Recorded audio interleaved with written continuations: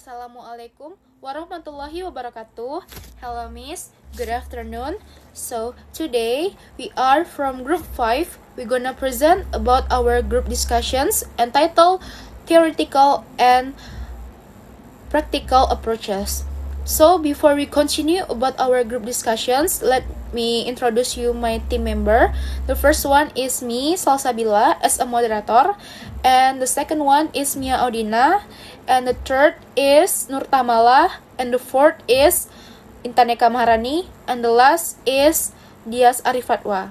So without any further ado, let's we start from slide 1. So in the slide 1, it's first, why age matter in instructional design. So the first point is too complex. Materials that are too difficult overload the working memory, causing learner frustration and significant loss of motivation. So I will explain what the meaning of this point. The first is, when materials are too difficult, students may struggle to understand the context. The effect is students become confused and frustrated. And the second one is working memory becomes overloaded. And the third one is motivation decreases because learners feel impeccable. And the last is learning goals are harder to achieve. For example, giving elementary school students academic journal articles and teaching advanced grammar to beginners. This idea relates to cognitive lead theory, which says the human brain can only process a limited amount of information at one time. And the second point is too simple. Overlay simply with context lacks intellectual challenge, leading to rapid boredom and disengagement among students. It means when materials are too easy, learners are not challenged intellectually. The effect is students become bored quickly and attention and participation decrease. Learners lose interest because the activities feel repetitive, and critical thinking skills do not develop well. For example, like giving senior high school students exercise designed for children, and repeating very basic vocabulary for advanced learners. Good instructional design should create an appropriate level of challenge, not too hard and not too easy. So, the main idea of slide 1 is effective instructional design must balance learners' development stage, curriculum objective, and teaching strategies. Teachers should consider for age, cognitive ability, emotional maturity, learner needs, and prior knowledge. The goal is to create learning experiences that are meaningful, motivating, and achievable. Okay? Next is slide 2, scientific theoretical foundations. So there have 4 points. The first is neuroconstructivism. It means the brain develops through environmental instruction. Activities must align with biological brain stage. Okay, I will explain what the meaning of this point. This theory explains that brain development is influenced by interaction with the environment. The main point is children learn through experiences and social interaction. Cognitive development happens gradually. Learning activities should match the learner's biological and cognitive stage. Implication for teaching: young learners need concrete, hands-on activities. Older learners can handle abstract thinking and complex analysis. For example, like children learn mathematics better using object or visual aids before abstract formulas. And the next point is dynamic skill theory. Cognitive skills grow in overlapping waves. Material must be flexible to support contextual variations. Okay, I will explain the second point. This theory states that cognitive skills develop in overlapping stage rather than fixed steps. Main point is learners may perform differently depending on context and support. Skill development is flexible and dynamic. Learning materials should adapt to individual progress. An implication for teaching is teachers should provide different levels of support. Activities should allow gradual improvement. For example, students may speak English confidently in peers but struggle during presentation. And the third point is cognitive load theory. Working memory is limited. Design must minimize extraneous load on focus to core concept. It means this theory focuses on the limits of working memory. The main point is the brain cannot process too much information at once. Poorly designed materials create extraneous load which distract learners. Instruction should simplify unnecessary complexity. Implication for cheating, Implication for teaching. Use clear explanation, break information to similar parts, avoid excessive text or confusing instructions. For example, like using simple diagrams and step-by-step explanations instead of crowded slides. And the last is Vygotsky ZPD. Learning is optimal in the zone of proximal development with scaffolding and social support. It means, according to Leigh Vygotsky, learners achieve the best learning when tasks are slightly above their current ability but supported by guidance. The main point is learning happens through interaction and support. Teachers provide scaffolding until learners become independent. And social collaboration is important. Implication for teaching. Teachers should guide students gradually. Peer collaboration can improve learning. For example, a teacher first demonstrates how to write a paragraph, then students practice independently. So, overall conclusion, both of slides emphasize that instructional materials should be age-appropriate, cognitively suitable, engaging, and supported by educational theory. Effective instructional design help learners stay motivated, understand concept better, and develop skills progressively according to their developmental stage. So that's the explanation from me for slide 1 and 2.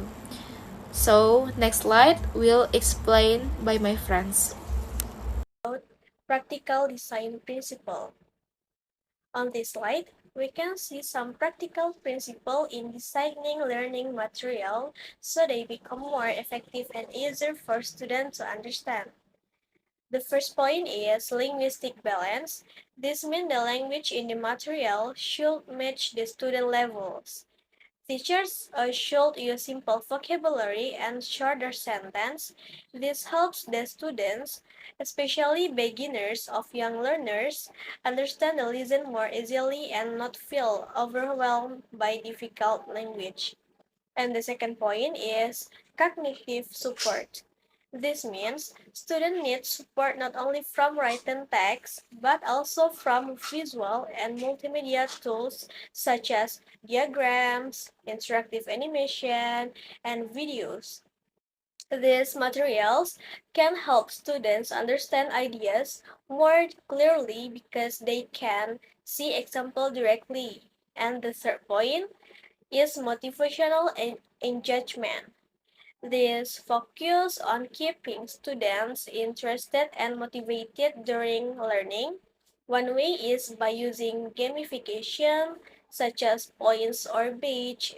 This can make learning more enjoyable and encourage students to stay active in class. Then, in the impact results section, it explained that interactive digital content can improve students' memory better than traditional learning materials. So, when learning materials are more interactive, students usually become more engaged and remember the lesson better. Assalamualaikum warahmatullahi wabarakatuh. Thank you, moderator. Okay, and the next material, cultural, responsive, and general inclusive. 1. Lesson buildings. Material that mirror student background, improve academic result, and foster identity. 2. UNESCO 2016 material must actively challenges stereotype and respect diverse ethnic and gender group. 3. Integrating home language in multilingual classroom, significant bounds and achievement. Okay, and the next material, Universal Design for Learning, UDL, is a learning approach designed to help all students learning according to their needs. 1. Multiple representation. Learning material are present in different ways such as visual, picture, video, auditory, audio, sound, and kinesthetic hand-on activity or movement to make learning easier to understanding. Okay, 2. Accessibility.